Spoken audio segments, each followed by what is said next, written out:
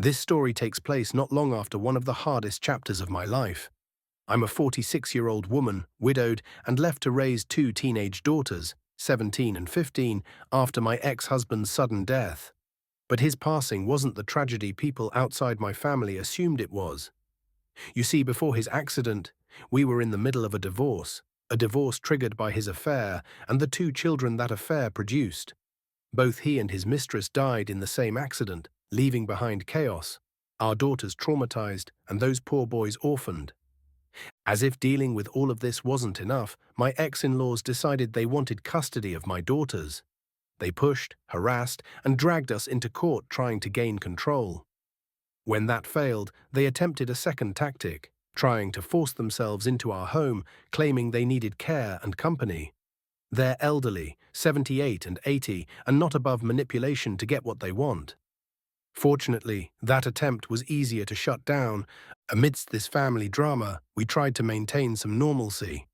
Our town has a weekly market where locals buy fresh produce, eggs, meats, and other goods straight from farmers. This week was special. It was my youngest daughter's birthday. Since her big celebration was planned for later in the month, I gave her a generous budget and let her loose at the market to treat herself. Mostly, she spent it on sweets and chocolates, as any 15-year-old would. An hour later, just as I was about to call her to check in, my phone rang. It was her. She was crying.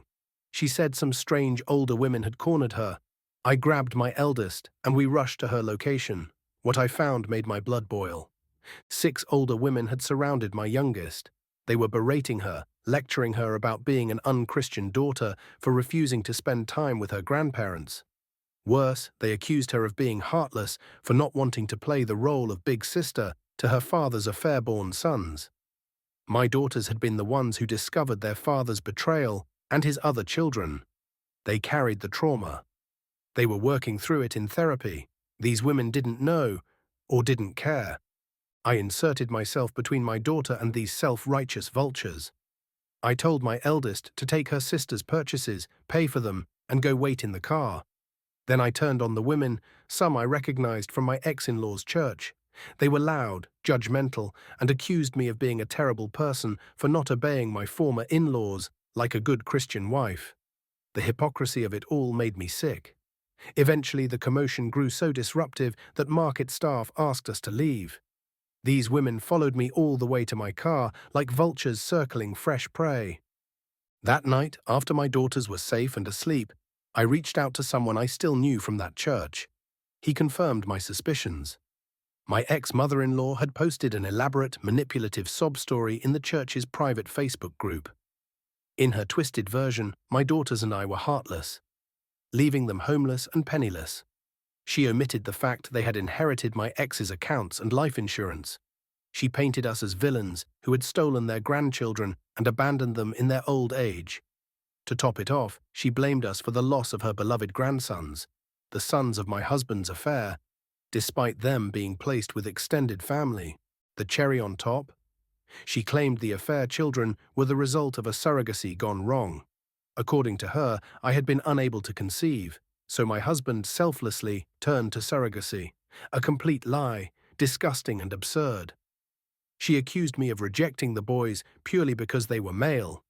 Anyone who knows me knows how vile and ridiculous that accusation is. But here's where karma began to turn. This church, despite its outdated views on many topics, holds a strict no-tolerance policy on infidelity. Cheating, whether by a husband or wife, is treated as a severe moral failing. My ex-mother-in-law's tale danced around this inconvenient truth, but it didn't erase the facts I had at hand. Since my divorce wasn't finalized when my husband died, I faced no legal barriers in sharing the truth. The next day, I took action. I visited a print shop with a treasure trove of evidence. Photographs of my ex cheating in our home, text messages between him and his mistress, conversations between him and his parents supporting the affair, and even messages from his parents harassing my daughters post-divorce. One particularly vile message blamed my daughters for their father's death, calling them bastards and accusing them of tearing the family apart by exposing the affair. That message came just days after my ex's funeral. I spared no expense on presentation. I had these printed on high-quality paper, sharp, clear, undeniable. I spent hours crafting personalized binders designed to mimic the little hymn books the church handed out. When opened, the first image was my ex in our living room, locked in an embrace with his mistress. Underneath, in clean, bold type, ex-husband's name and affair partner's name. A love story. The next Sunday, I made my move. I left the binders on the table at the back of the church where extra hymnals were kept for those who forgot theirs. No one checks these things. It didn't take long. Within hours, the gossip wheel spun furiously. I watched from a distance as their church Facebook group exploded. The names they called my ex and his mistress weren't fit for polite company. The pastor himself had to step in to cool the rhetoric and keep things PG-13. Some members who had previously judged me harshly began offering apologies, even sympathy. My daughters received letters inviting them to return to church for support.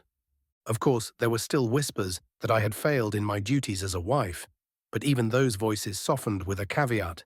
It's understandable given the betrayal. The spotlight finally had shifted, not onto me or my daughters, but onto my ex-in-laws, who had so viciously harassed us. Their standing in the church crumbled. Shunned, whispered about, pitied perhaps, but no longer respected. My ex-mother-in-law posted a long, self-pitying rant on her personal page about how the elderly are forgotten, how her great son would have cared for her if only he'd lived. With what money, I wondered, since I had been the breadwinner all along. For clarity, my ex had a will naming his parents as beneficiaries, though he had told me otherwise. He'd claimed our daughters were the ones protected by his will. I never fought for myself. My estate is set to go solely to our daughters. His lies extended to the very end. But this wasn't just about legal documents. This was about dignity, about reclaiming a narrative stolen from me and my girls. Over time, more people came forward. People from the church, people from the community, sharing their own stories of how my ex-in-laws had meddled, manipulated, and misled. Quiet conversations over coffee turned into louder whispers at gatherings. Their social circle shrank as their reputation withered. It reached the point where even family members began distancing themselves. My ex's siblings, who had remained largely neutral, started sending quiet messages of apology, offers to reconnect with my daughters without the toxicity of their grandparents looming over them. It wasn't much, but it was a start. And through it all, I kept my focus on my daughters. Therapy sessions became places of healing, not just revisiting pain.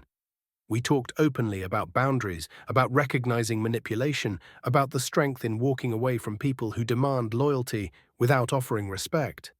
They learned lessons most teens shouldn't have to face so young, but they learned them well. I took them on small trips when we could afford it. Weekends to the beach, visits to museums, hiking trails we'd never explored.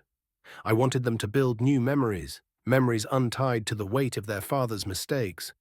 We made traditions just for us, movie nights with terrible rom-coms, Sunday pancakes with ridiculous toppings, secret handshakes. Anything that reminded them that family isn't who shares your blood, but who shows up for you.